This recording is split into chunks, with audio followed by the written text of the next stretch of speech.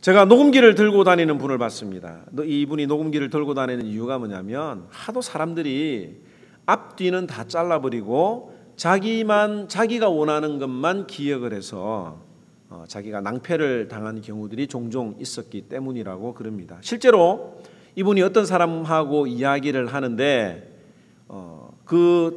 그분과 이야기를 나누었던 분이 그분도 녹음기를 가지고 있었던 거예요. 그래서 그 녹음기를 가지고 앞뒤 다 자르고 자기에게 필요한 부분만 편집을 해서 사람들에게 들려주고 이 사람을 A라는 사람을 이렇게 난처하게 만든 일이 있었습니다.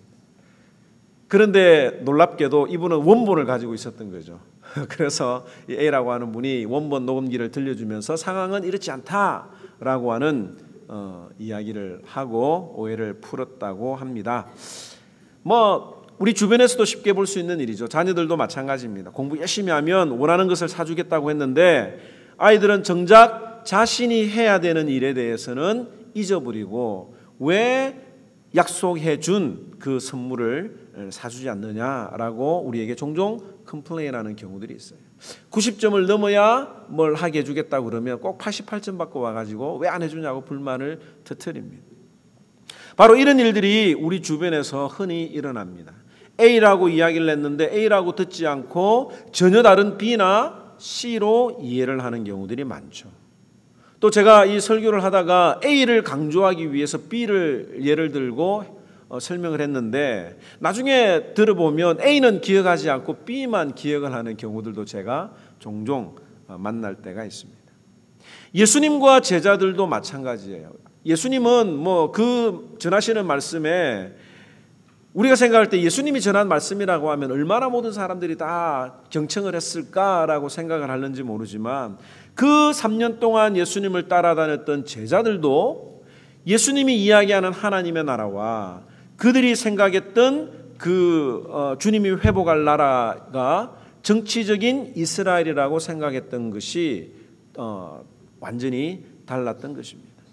그래서 이 목회를 하면서 어떻게 하면 이런 문제들을 해결할 수 있을까라고 하는 고민을 해보게 되는데 제가 내린 어떤 문제점은 뭐냐면 결국에는 이해관계, 자기가 이해할 수 있는 만큼, 자기가 아는 만큼, 그리고 자기가 경험한 만큼만 이해할 수밖에 없다는 것을 제가 생각해 보게 됩니다. 오늘 이 본문도 따지고 보면 어떤 그런 맥락에서 이 문제가 생겼다고 볼 수가 있습니다. 1차 전도 여행을 다녀온 사도 바울과 바나바는 안디옥 교회에서 자기를 파송했던 그 안디옥 교회에서 오랜 시간 동안 사람들과 지내면서 하나님이 그들에게 하신 일을 기쁨으로 나누었다라고 14장 마지막 절에 이야기를 하고 있습니다. 너무 행복한 시간을 가졌어요. 그런데 오늘 15장 1절에 보니까 어떤 사람이 유대에서 내려와서 말씀을 가르치는데 모세의 법대로 할례를 받지 않으면 능히 구원을 받지 못한다는 이야기를 했습니다. 그런데 이게 교회에 큰 문제가 일어나게 되었고 이 일로 인해서 안디옥 교회에 큰 다툼과 변론이 일어난 겁니다.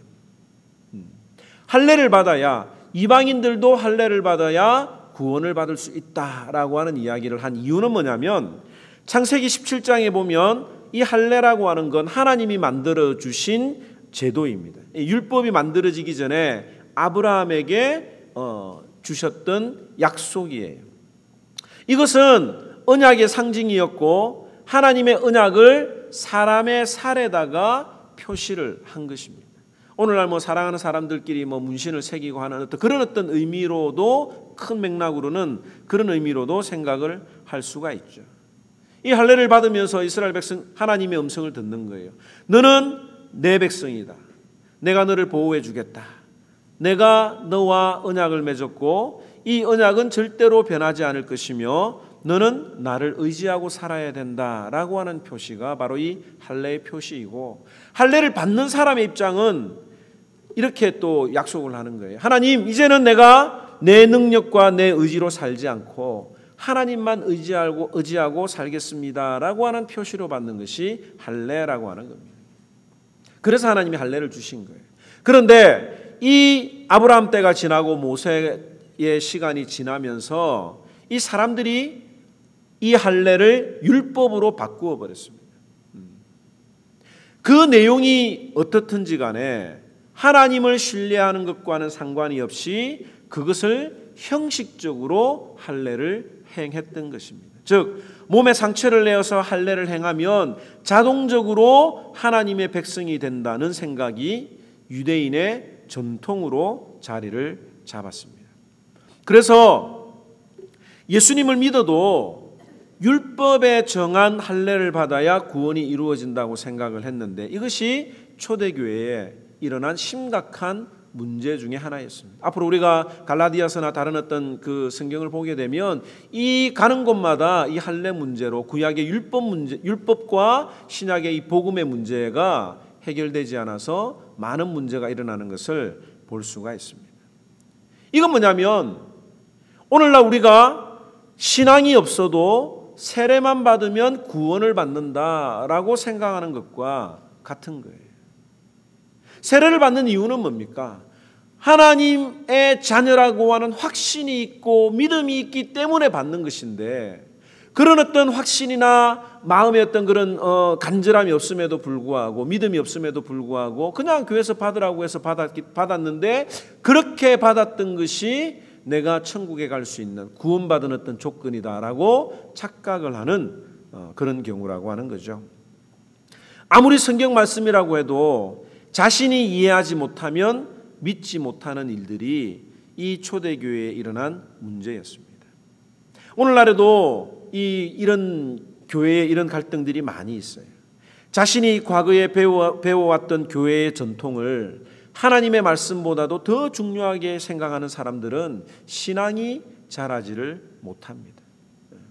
과거에 들었던, 과거에 배웠던 그 말씀을 바탕으로 날마다 말씀으로 새로워져야 되는데 그것을 기준으로 그 기준에 맞지 않으면 틀렸다라고 생각을 해버리면 불편해하면 본인의 신앙이 자라지를 못하는 거예요. 그 문제가 이 안디옥 교회에서 일어난 겁니다. 그런데 이 문제를 우리가 곰곰이 생각을 해보면 목회자의 입장인 바울과 바나바의 마음은 어땠을까라고 하는 생각을 한번 해보시기 바랍니다. 안디옥 교회가 문제가 있었던 교회가 아니에요. 하나님의 성령이 충만했던 교회, 기쁨이 넘쳤던 교회입니다. 그런데 이 성도들이 이 문제를 바나바와 바울이 설명해 주는 것만으로 충분하다고 생각하지 않았던 거예요. 그래서 이 바울과 바나바 그리고 몇 사람을 예루살렘에 있는 사도들과 장로들에게 보내기로 했는데 이게 사실 목회자의 입장에서 보면 상당히 충격적인 일일 수도 있는 겁니다. 만약에 제가 이 설교를 준비하면서 그런 생각을 해봤어요. 만약에 우리 교회에 이런 문제가 생기면 어떨까라고 하는 생각을 해봅니다. 평상시에는 정말 여러분들이 은혜 받고 하나님의 말씀 가운데 든든히 세워져 가는데 어느 날 어떤 분이 와서 제가 전한 말씀이 틀렸다라고 하는 이야기가 나오게 되었을 때 또 그 문제를 가지고 목사가 충분히 설명을 했는데도 불구하고 교회가 분란이 생기게 된다고 하면 어떨까라고 하는 생각을 해보게 됩니다. 얼마나 제가 마음이 아플까요? 평상시에 아유 목사님 설교 은혜 받았습니다라고 이야기를 했는데 그 외부에서 온 어떤 한 사람의 말에 훅 넘어가 가지고 합리적인 의심을 하고 그 문제를 해결하는 어떤 부분들은 좋은 일이나 그 문제에 사로잡혀서 목사를 불신하고 교회를 불신하는 그것이 바로 이 오늘날 이단들의 방법 중에 하나가 그런 것 아닙니까? 그래서 이 문제를 일어나면 어떻게 할까라고 하는 문제를 생각을 해봤는데 제가 내린 결론은 뭐냐면 성도들은 목사가 부족해도 하나님의 종이고 하나님과 씨름하는 사람이라고 하는 생각으로 기다려주는 것이 필요하다라고 하는 생각을 합니다. 또 하나는 목사는 이 성도들의 귀에 그 이야기에 귀를 기울여서 그 문제를 잘 풀 수 있도록 교리적으로 성경적으로 그리고 행정적으로 잘 설명을 하고 풀어나가야 된다고 하는 마음의 생각을 가지게 됩니다. 그래서 제가 운영위원회를 아주 중요하게 생각하고 재직회를 아주 중요하게 생각하는 이유는 뭐냐면 그 시간이 이 설교를 통해서도 소통이 되지만 그 목사가 가지고 있는 어떤 그런 비전과 앞으로 교회가 걸어가야 되는 방향들을 목사와 성도들이 함께 의논하며 소통해 나가기 위해서 교회에 그런 기관들이 있는 거예요. 여러분들 그 운영위원회나 재직회로 여러분들이 임명을 받았다고 하면 그 사명을 소홀하게 생각하면 안 되는 거예요. 거기서부터 목사와 성도들 간에 서로 소통이 일어나는 겁니다. 사도 바울 역시 이 문제를 감정적으로 대하지 않았습니다. 너희들이 도대체 그럴 수가 있어? 내가 하나님의 어떤 놀라운 역사를 너희들에게 보여줬는데, 하나님이 세우신 사람이라고 하는 것을 보여줬는데 당신들이 나에게 어쩌면 이럴 수 있어? 라고 감정적으로 대하지 않았습니다. 교회의 결정을 따라서 예루살렘으로 올라갔고 올라가면서도 여러 곳에서 복음을 전했다고 오늘 성경은 이야기를 하고 있습니다. 그리고 예루살렘에서 많은 장로들과 사도들에게 영접을 받았고 하나님이 자기들과 함께 하셔서 행했던 모든 일들을 말하고 있는데, 그때 한 바리새파 중에 어떤 신자가 일어나서 이렇게 말을 했습니다. 이방인에게도 할례를 행하고 모세의 율법을 지키라고 명하는 것이 옳다라고 하는 이야기가 나오게 되는 거예요. 이에 이 문제 때문에 사도들과 장로들이 이 일을 의논하기 위해서 모여서 많은 변론이 있었다라고 5절과 6절은 말하고 있습니다. 이게 바로 기독교 역사상에 나타난 교회의 첫 회의, 예루살렘 회의라고 불리는 공동의회라고 볼 수가 있습니다. 이 초대교회 예루살렘은 이 문제를 어떻게 해결했는가, 오늘 크게 두 가지 입장에서 한번 생각해 보기를 원합니다. 첫째는 베드로가 일어나서 변론을 합니다. 많은 변론이 일어나고 난 다음에 베드로가 일어나서 이렇게 이야기를 합니다. 7절에서 9절 말씀에 너희도 알거니와 하나님이 이방인들로 내 입에서 복음의 말씀을 들어 믿게 하시려고 오래전부터 너희 가운데서 나를 택하시고 또 마음을 아시는 하나님이 우리에게와 같이 그들에게도 성령을 주어 증언하시고 믿음으로 그들의 마음을 깨끗이 하사 그들이나 우리나 차별하지 아니하셨느니라고 이야기를 합니다. 여기 보니까 너희도 알거니와 라고 이야기를 하고 있어요. 너희들이 아는 대로, 이 말은 뭐냐면 베드로가 이미 이 문제를 경험을 했고 유대인들과 이미 한 차례 나누었던 일이 앞장에 10장에 기록이 되어 있는 거예요. 하나님께서 베드로에게 환상을 3번이나 보여주셨습니다. 어떤 환상을 보여주셨느냐면 하늘에서 한 그릇이 내려오는데, 보자기에 쌓여서 그릇이 내려오는데 그 그릇 안에 무엇이 있었습니까? 정결한 짐승과 부정한 짐승이 함께 있었어요. 그런데 하나님이 하늘에서 음성이 들려서 외치기를 잡아 먹으라고 하는 음성을 베드로가 들었습니다. 그런데 베드로는 아니 부정한 것을 내가 먹을 수 없습니다 라고 거절을 했고, 하나님이 하늘이 정하다고 한 것을 네가 부정하지 말라라고 하는 이야기를 하시면서 베드로에게 3번이나 그 환상을 보여주셨습니다. 그 환상이 무슨 뜻인지 알지 못할 때 가이사랴에 있는 이탈리아 군대의 백부장이었던 고넬료가 사람을 보내어서 베드로를 데려오게 했던 장면을 우리가 아마 기억을 하실 것입니다. 그래 하나님께서는 베드로를 고넬료의 집에 보내주셨고 그곳에서 왜 하나님이 그런 환상을 보여주셨는지를 깨달았고 그곳에서 일어난 하나님의 능력을 이미 체험을 했었던 것입니다. 그리고 많은 사람들이 이 고넬료와 함께 식사하는 그 베드로의 모습을 보면서 이미 문제를 제기를 했을 때 차분하게 설명을 했던 장면이 우리가 앞에서 살펴봤던 내용이죠. 이미 베드로는 하나님께서 자신을 통해서 이방인들과 함께 교제하게 하시고 이방인들에게 복음을 전하시는 그 놀라운 역사를 이미 경험을 해보았고 사람들이 알고 있었다라고 하는 겁니다. 우리나라 속담에 백문이 불여일견이라고 하는 단어가 있어요. 속담이 있습니다. 그게 뭡니까? 100번 듣는 것보다 한 번 보는 게 훨씬 더 낫다라고 하는 거죠.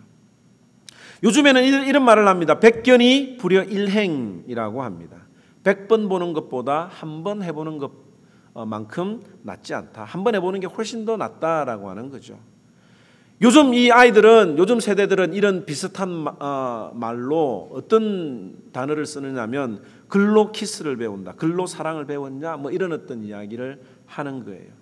하도 인터넷이 발달돼서 글로 많이 배웁니다. 요리도 배우고 뭐 다른 것도 배우는데 배울 수 없는 그런 감정까지도 글로 배우는 그런 어떤 것들을 비꼬는 말이기도 하죠.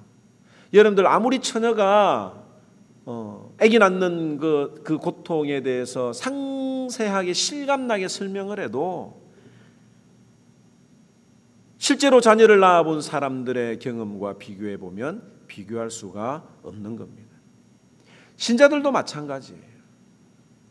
하나님의 사랑이 무엇인지, 하나님의 은혜가 무엇인지, 하나님의 말씀대로 살아보았을 때에 하나님께서 어떤 축복을 베풀어 주시는지, 그 말씀이 살아있는지 죽어 있는지를 경험해 보지 않는 사람은 아무리 말을 해도 추상적일 수밖에 없습니다. 저도 사역자로 섬긴 지 20년이 넘었어요. 전도사 때부터를 치면 20년이 넘었고, 목사 안수를 받은 지도 벌써 10년이 넘었습니다. 20년이 다 돼가죠. 그런데 제 삶의 어떤 그런 사역을 돌아보면 교회를 개척하기 전과 개척하고 난 이후의 그 차이는 엄청난 차이가 있습니다. 예전에는 십자가의 길이 무엇인지, 인내가 무엇인지 글로 배웠다고 하면, 이제는 현장에서 여러분들과 함께 어울리고 전도하면서 그 의미를 체험하고 있는 거예요. 여러분들은 어떻습니까? 매일 매 순간마다 하나님을 경험하고 있습니까? 하나님의 말씀이 여러분들의 삶에서 살아 움직이고 있습니까? 저는 우리들 중에 이 하나님의 말씀과 씨름하고 하나님의 말씀 앞에 힘들어하는 분들이 있음을 합니다. 하나님의 말씀대로 한번 살아보려고 하는데 너무 힘든 거예요. 너무 괴로운 거예요.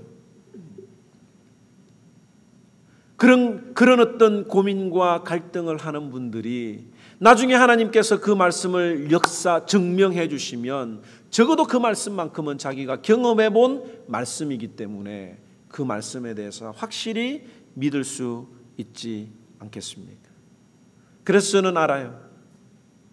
하나님의 말씀 앞에 자신의 신앙을 테스트해 보면 그 말씀을 지키려고 몸부림을 치는 자들에게는 이루 말할 수 없는 하나님의 은혜와 능력이 임한다고 하는 겁니다. 우리가 교회 안에서 말만 잘하는 자가 되어서는 안 됩니다. 베드로는 이런 말만 잘하는 사람들을 10절에 이렇게 표현을 하고 있어요. 너희가 어찌하여 하나님을 시험하여 우리 조상과 우리도 능히 매지 못하던 멍에를 제자들의 목에 두려고 하느냐. 이 말만 잘하는 사람들은 자신도 그 멍에를 매지 못하면서 남에게 그 멍에를 지우게 하는 자라고 베드로가 이야기를 합니다. 자신의 환경이나 상황에 따라서 다른 사람들을 비판하는 것은 우리가 늘 조심해야 되는 부분이에요. 왜? 각자의 상황은 다 다르기 때문에 그렇습니다. 예를 들어서 음식을 못하는 사람이 교회에 음식을 해오는 건 엄청난 용기가 필요합니다. 그래서 연구하고 기도하는 마음으로, 정말 사랑하는 마음으로 음식을 해오는데 우리가 그 마음을 헤아려 주지 못하고 말로 음식을 가르치려고 하는 거예요. 이건 이래서 안 되고 이건 이렇게 하면 안 되는 거예요. 응? 적어도 그분에게 음식을 가르쳐 주려면 말로 해서는 안 되고 그 사람을 집으로 초청해서 재료도 본인이 사고 그 다음에 함께 음식을 만들면서 맛도 보여주고 이렇게 하면 어떨까라고 해야 되는 겁니다. 누구 집이 더럽다느니 뭐 애들 못 키운다느니 이런 이야기 하지 마세요. 각자가 처해 있는 환경은 다 틀립니다. 애 한 사람 키우는 사람하고 내 키우는 가정하고 틀릴 수 있죠. 다르죠. 집에 사람들이 매일 왔다 갔다 해보십시오. 매주마다 음식을 한번 해보시기 바랍니다. 그게 만약에 그러고도 하면 아마 힘들 거예요. 또 목사에게 불만이 있는 성도들이 있을 수도 있습니다. 다른 목사님에게 제가 예화를 예전에 들었는데 목사에게 늘 불만이 있는 성도가 있었어요. 아니, 목사님이 뭘 하는 게 뭐 있다고 말이야. 그렇게 사례를 많이 받냐. 주일날 설교 준비하고 한 30분 준비하고 성도들 신방하고 성도들이 해주는 밥 먹고 다니고 하는데 뭘 힘든 게 있느냐라고 불만을 했던 성도가 있었습니다. 그래서 그러려고 한 건 아닌데 이 목사님이 출타를 하면서 설교를 그분에게 부탁을 했어요. 다른 분들한테 부탁을 하니까 다른 분들이 다 사양을 하는 거예요. 근데 이분에게 부탁을 하니까 옳지, 내가 그 쉬운 설교 뭘 못해, 내가 할게요라고 승낙을 하고 준비를 하고 주일날 설교를 했습니다. 그런데 설교를 마치고 내려오자마자 하는 말이 목사님 사례 더 올려줘야 된다, 이런 이야기를 하는 거예요. 본인이 겪어보지 못하면 말을 하지 말아야 됩니다. 제가 여러분들에게 하고 싶은 말이 많이 있지만 조금 더 여러분들에게 더 요구하는, 이것 좀 더 했으면 좋겠다라고 하는 마음이 왜 없겠어요? 그런데 여러분들이 여러분들의 삶에서 어떻게 열심히 살아가고 정말 지금 여러분들이 하는 이것이 주님 앞에 최선이라고 하는 사실을 제가 믿기 때문에 제가 여러분들에게 말을 하지 못하고 하나님이 여러분들의 마음을 움직여 주도록 기다리고 기도하고 있는 겁니다. 여러분들 주일학교 교사 한번 해보세요. 매주마다 책임을 지는 것이 얼마나 힘든 일인지 모릅니다. 여러분들 교사 선생님한테 그런 이야기를 직접 들었어요. 내가 가르쳤는데 혹시 내가 이걸 너무 심하게 가르쳐서 애가 교회 안 나오면 어떻게 하죠? 이런 고민을 하는 게 교사 선생님들이에요. 그 아이들을 위해서 책임을 지고 기도하는 분들이 교사 선생님입니다. 목장의 리더가 한번 돼보시기 바랍니다. 그 사람이 교회에 안 보이면 내가 잘못해서 그런가? 라고 마음에 누가 지워지지 아니하는 그 마음의 짐을 혼자 지고 있는 거예요. 그 마음이 안 눌리면 이상한 거예요. 내 목장의 식구들이 안 보이는데 마음이 안 눌리면 그건 정말 그 사람이 회개를 해야 되는 겁니다. 우리가 이 베드로의 고백을 통해서 알 수 있는 건 뭐냐면, 우리가 어떤 일을 할 때에 교회에서 앞장서서 주의 일들을 감당하는 사람들의 이야기에 우리가 귀 기울여야 된다고 하는 겁니다. 여러분들이 하나님의 말씀을 따라서 순종하며 살아갈 때에 하나님이 여러분들에게 각자에게 베풀어 주신 그 아름다운 신앙의 경험들을 우리가 중요하게 생각을 해야 된다고 하는 거예요. 우리 교회는 이 글로 신앙을 배운 사람들보다 직접 그 말씀을 삶에서 하나씩 실천해줘서 그 말씀이 살아 움직이는 것을 체험하는 여러분들이 되기를 주님의 이름으로 축원합니다. 그래야 설득력이 있는 거예요. 그래야 설득력이 있는 거예요. 제가 여러분들 앞에 십자가를 져야 됩니다. 십자가를 져야 됩니다. 아무리 말을 해도 제가 그런 모습을 보이지 않으면 여러분들이 감동받겠습니까? 다른 것들도 마찬가지예요. 그래서 이 베드로가 자신의 경험, 하나님이 자신에게 베풀어 주셨던 그 놀라운 능력을 사람들에게 증거했을 때 그 사람들이 귀담아 들을 수 있었던 것입니다. 두 번째로 이 야고보의 변론을 한번 살펴보기를 원합니다. 야고보의 변론은 12절에서 21절에 나오는 내용인데, 베드로의 그 말이 끝나자 야고보가 이어서 말을 합니다. 여기 야고보는 예수님의 제자인 야고보가 아니라 예수님의 친동생이었던 야고보입니다. 그런데 이 야고보가 초대 교회의 리더, 감독으로 역할을 한 것으로 보여집니다. 왜냐하면 이 야고보가 그 예루살렘 회의의 결론을 내리고 있는 모습을 보이기 때문이죠. 그래서 천주교에서 말하는 일대 교황은 베드로다라고 이야기를 하는데, 교회사적으로 엄밀하게 살펴보면 이 야고보가 예루살렘 교회의 감독이었다고 볼 수가 있습니다. 자, 베드로가 변론한 내용이 자신의 경험, 하나님의 말씀을 체험한 것을 이야기를 했다고 하면, 이 야고보의 변론의 핵심은 뭐냐면 하나님의 말씀으로 그것을 검증했다고 하는 거예요. 14절에서 17절 말씀을 한번 제가 읽도록 하겠습니다.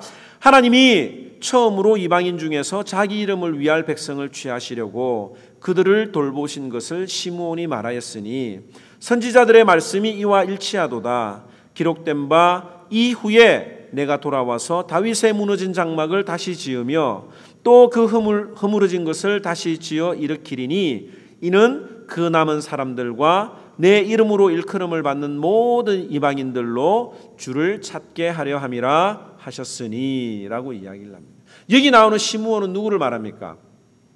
베드로를 이야기를 하죠. 왜냐? 거기 유대인들이 모였기 때문에 베드로의 유대식 이름인 시므온을 이야기를 한 겁니다.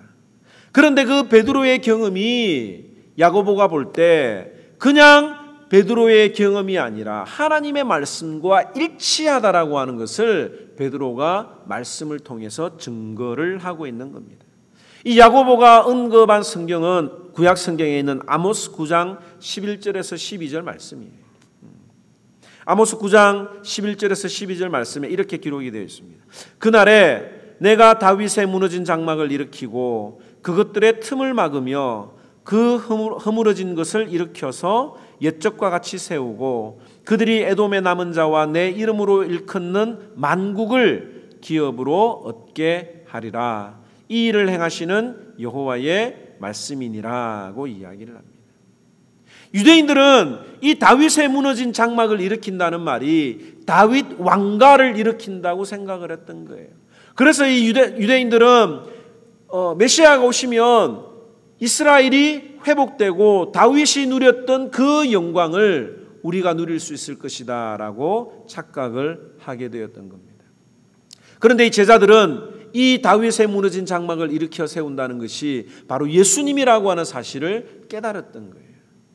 그 예수님을 통해서 무너진 다윗의 장막이 세워지면 신약교회 예수님이 세우신 그 교회를 통해서 이 땅에 세워지면 그때 모든 만민이 하나님의 집으로 몰려올 것이다 라고 하는 그 예언의 말씀이 베드로를 통해서 이루어진 것을 보게 되었던 것입니다.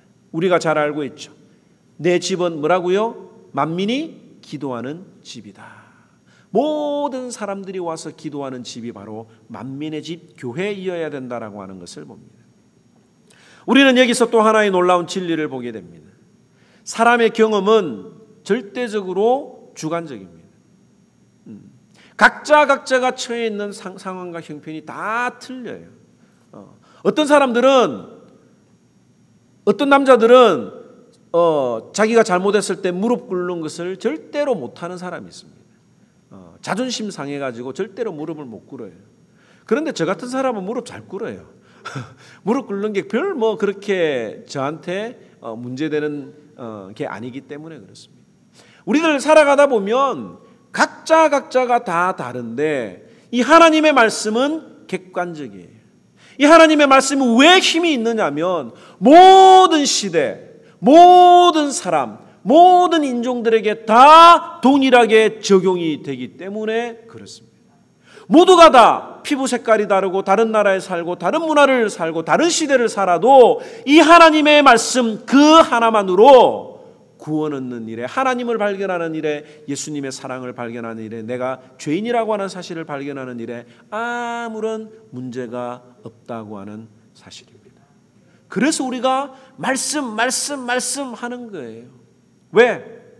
체험은 주관적이어서 자기에게 맞는 사람이 있고 안 맞는 사람이 있을 수 있지만 이 말씀만이 모든 사람에게 공통적으로 적용될 수 있기 때문에 그렇습니다. 그래서 우리가 개인적인 체험이 아무리 대단해도 그것이 맞는지 맞지 않는지 꼭 하나님의 말씀 앞에 비추어서 생각해야 합니다. 누가 천국을 봤다, 내가 지옥을 봤다 이런 이야기를 하고 다니는 사람이 있을 수 있어요. 실제로 그분에게 그런 환상을 주실 수도 있습니다. 그런데 그것이, 그 감정이 하나님의 말씀보다도 벗어나면, 하나님이 말씀하지 않는 것을 말한다고 하면 그건 우리가 믿을 수가 없는 거예요. 풀은 마르고 꽃은 시드나 우리 하나님의 말씀은 영원히 서리라고 하는 이사야 40장 8절의 말씀을 우리가 기억을 해야 합니다. 우리 모든 인생은 풀과 같을 것인데 이 풀이 다 마르고 시들지만 하나님의 말씀만큼은 영원히 서리라고 하는 그 말씀을 우리가 깨달아야 되는 거예요. 그래서 우리가 앞으로 우리 교회에 이런 일들이 있다고 할 때에 하나님의 말씀을 가장 우선적으로 여기며 그 말씀대로 살아가는 그런 지혜가 있어야 할 것입니다. 사람들은 어떤 것들은 쉽게 받아들이지 못하고 또 자기가 가지고 있는 것을 중요하게 생각하는 배타적인 부분이 있습니다. 그 배타적이라고 하는 것이 무조건 잘못된 건 아니에요. 왜냐하면 이 유대인들의 그 배타적인 성향을 통해서 하나님의 말씀인 진리가 잘 보존되도록 해주셨기 때문입니다. 만약에 유대인들이 배타적이지 않고 여기저기 모든 문화나 문명들을 언어를 다 받아들였다고 하면 그 하나님의 말씀이 분명히 막 뒤죽박죽 됐을 거예요. 또 옛것은 무조건 고리타분한 것이기 때문에 무조건 새로운 것만 받아들여야 한다는 것도 조심해야 합니다.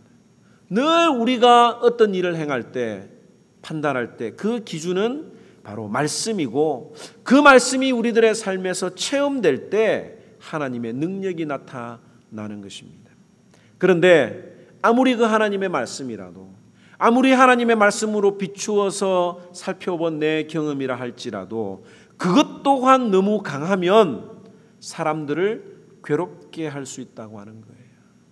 19절 한번 볼까요? 19절에 내 의견에는 이방인 중에서 하나님께로 돌아오는 자들을 뭐라고요? 괴롭게 하지 말고. 하나님의 진리라 하더라도 하나님께로 돌아오려고 하는 사람들을 괴롭게 해서는 안 된다고 하는 말입니다. 나는 지금 그 하나님의 말씀이 믿어지지만 그것을 믿고 이해하기까지 내가 이만큼의 시간이 걸렸고 또 어떤 사람은 짧은 시간이 걸리지만 더 어떤 사람에게는 더 많은 시간이 요구될 수가 있는 거예요.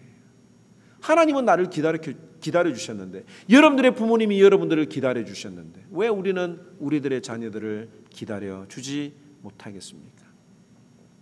요즘 복음을 전하면서 참 하나님이 역사를 많이 하시는데 그 중에 하나가 뭐냐면 우리 교회에 놀러 오겠다는 이야기를 하시는 거예요. 저는 그 이야기를 들었을 때 얼마나 기쁘고 즐거웠는지 모르겠습니다. 사람 만나러 가겠습니다. 그러니까 내가 안 믿어도 나는 교회 가겠습니다. 이런 이야기를 하는 거예요. 저는 이런 이야기를 듣는 것이 너무너무 행복해요. 어떤 이유이든지 간에 그분들이 교회에 나와서 하나님의 말씀을 듣는 것은 너무너무 기쁜 일이요 주님이 원하시는 일입니다. 그런데 우리가 그들을 괴롭게 해서 되겠습니까? 왜 이것도 못합니까? 왜 이건 이렇게 하는 거예요? 똑부러지게 이야기하는 것도 그들을 힘들게 할 수가 있는 거예요. 그들이 하나님의 말씀을 붙들고 자기가 하나님 앞에서 씨름하고 해결을 얻을 수 있도록 우리는 옆에서 기다려주고 지켜보고 기도해 주어야 합니다. 내가 사람의 방언과 천사의 말을 할지라도 사랑이 없으면 울리는 소리나는 구리와 울리는 괭가리가 된다고 이야기를 하지 않습니까? 사랑이 없는 모든 말들은 그들을 괴롭게 하는 거예요. 그래서 앞으로 우리 교회에 예수 처음 믿는 사람들, 신앙에 확실한 고백이 없는 사람들이 올 때 무슨 이야기를 하든지 간에 다 들어주고 그들을 격려해 주시기 바랍니다. 그럼 그렇다고 해가지고 교회를 문란하게 만들고 흩트리는 어떤 그런 이야기를 하면 어떻게 해야 되느냐? 성경에 또 나와 있잖아요. 20절 한번 볼까요?